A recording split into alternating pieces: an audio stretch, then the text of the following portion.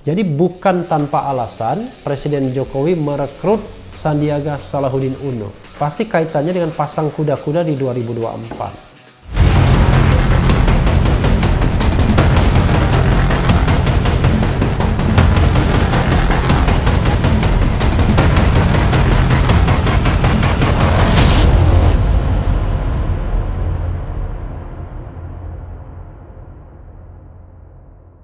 Assalamualaikum warahmatullahi wabarakatuh, Sobat RH sekalian.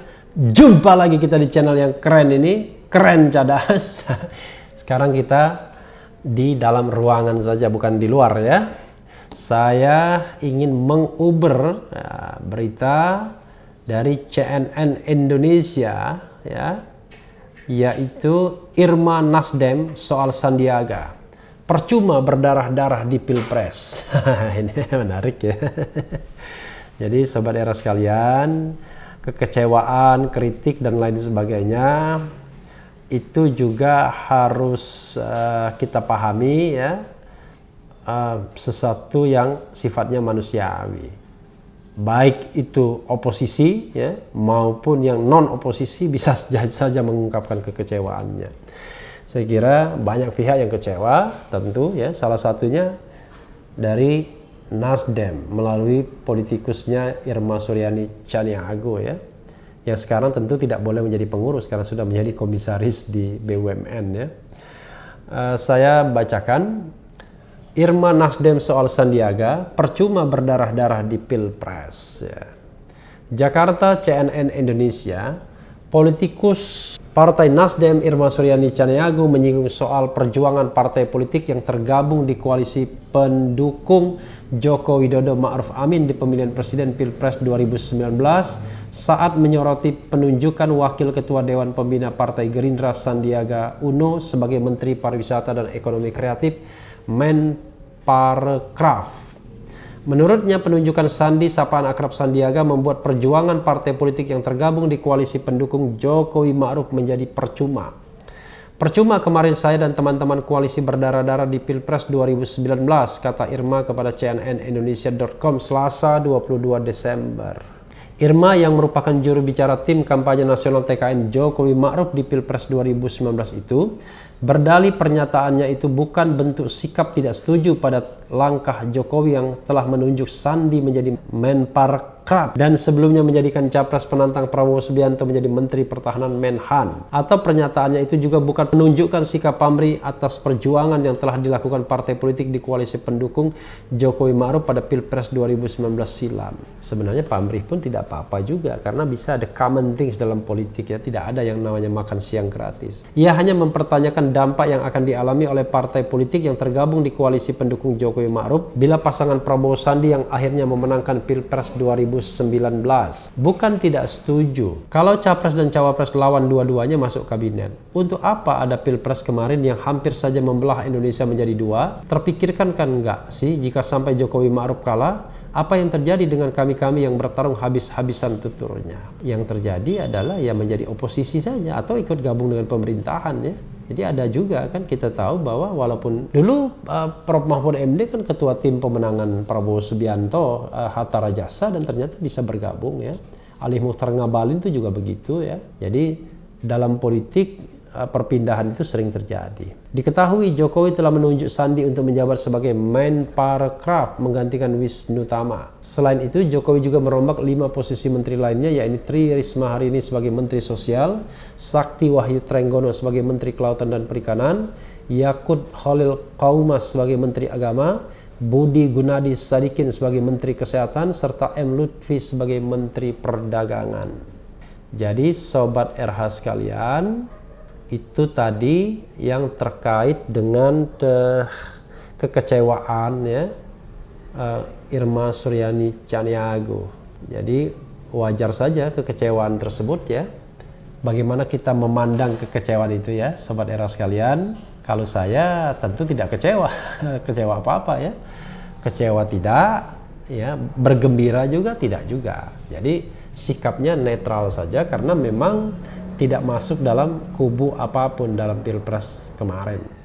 Tidak menjadi tim kampanye Prabowo Subianto, Sandiaga Salahuddin Uno, tidak juga menjadi tim kampanye Jokowi Ma'ruf. Walaupun orang mengatakan, waduh, harusnya sebagai komisaris utama BUMN harusnya mendukung incumbent. Nah, itu justru pemikiran yang keliru, Sobat Era sekalian. Karena kita sudah menjadi pengurus BUMN, justru tidak boleh berpolitik. Orang keliru ya. Nah, tetapi kritis kan jalan terus. Kritis sama berpolitik itu berbeda. Kalau berpolitik itu berarti kita menjadi tim kampanye take side, kita ngambil posisi. Tapi kritis itu adalah kita mengkritis keadaan independently. Jadi independen itu adalah kemampuan untuk bersikap. Dan bersikap itu tidak harus tengah terus. Kadang kita ke kanan karena kita anggap kanan benar, tapi begitu kanan tidak benar, ya kita ke tengah atau ke kiri. Jadi selalu mencari sikap yang istilahnya amar ma'ruf nahi mungkar. Jadi kalau misalnya katakanlah dalam kasus 6 laskar FPI ini, pertama-tama kita harus berpikir bahwa apakah mereka ini benar melawan petugas sehingga mereka dihabisi? Apakah tidak sebaliknya mereka dibantai? Jadi pertanyaan itu kan bisa mendorong hati nurani kita. Nah, hati nurani itu susah untuk dibohongi kan? Hati nurani. Nah, jangan sampai kemudian kebencian kita terhadap satu kaum menghilangkan objektivitas kita. Kalau memang benar polisi, ya kita benarkan. Kalau memang benar FPI, kita benarkan. Kalau memang benar Komnas HAM, kita benarkan. Kalau memang benar Presiden Jokowi, kita benarkan. Tetapi memberikan kritik underlining ya itu tidak ada salahnya, apalagi terhadap kalau seandainya ada potensi kejahatan atau pelanggaran hak asasi manusia. Malah wajib hukumnya kita untuk menyuarakan kebenaran dan keadilan tersebut sebagai kewajiban profetik ya. Jadi saya tidak melihat ada persoalan yang luar biasa ketika Irma Chaniago mengemukakan pendapatnya. Dalam politik yang normal ya, apa yang disampaikan Irma Chaniago itu ya memang begitulah. Karena orang selalu melihat bahwa yang namanya kompetisi itu adalah ketika satu pasangan menang, maka gerbongnya itu ya harus ikut semua. Menteri-menterinya harus dari koalisi partai pendukung semua.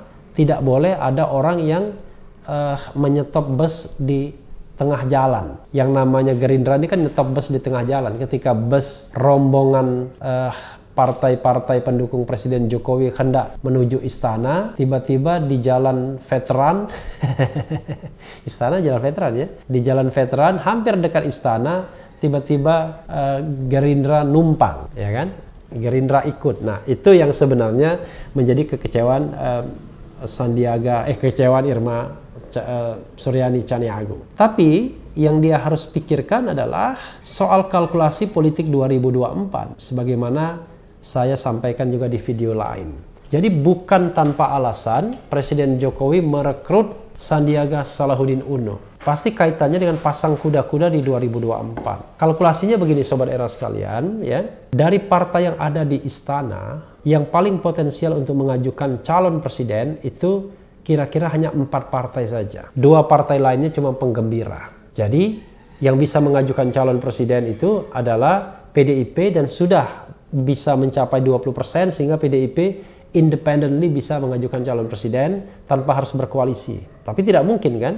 Yang kedua Partai Golkar. Partai Golkar paling tidak untuk jabatan wakil presiden Airlangga Hartarto itu sangat mengincar karena dia paham elektabilitas dia tidak tinggi-tinggi amat ya. Sementara Prabowo Subianto masih mengincar jabatan untuk menjadi presiden. Gerindra yang sudah pasti, tapi Gerindra masih membutuhkan satu mitra aliansi atau koalisi. Tapi jangan salah juga, kalau elektabilitas Prabowo hanya nomor 2 atau nomor 3 dan dia sudah berapa kali kalah, belum tentu juga mitra aliansinya mau. Nah, yang keempat yang potensial mengajukan calon adalah Partai Nasdem, Partai Irma Suryani Chaniago. Dan Nasdem ini bisa mengajukan calon presiden mana saja. Barangkali bukan kadernya sendiri.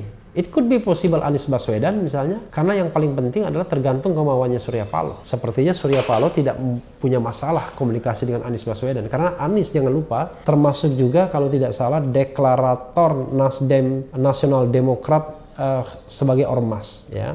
Jadi sebenarnya mungkin tidak ada persoalan juga untuk menjagokan Anies Baswedan Nasdem. Tinggal menggandeng satu partai seperti PKS misalnya, ya maka jadilah pasangan, jangan-jangan misalnya Anies Baswedan dengan siapa? Gatot Nurmantio. Gatot tentu menginginkan posisi sebagai presiden, tapi kalau seandainya slottingnya tidak memungkinkan, barangkali dia wakil presiden pun mau. Walaupun kalau ditanyakan sekarang, pasti menolak semua ya.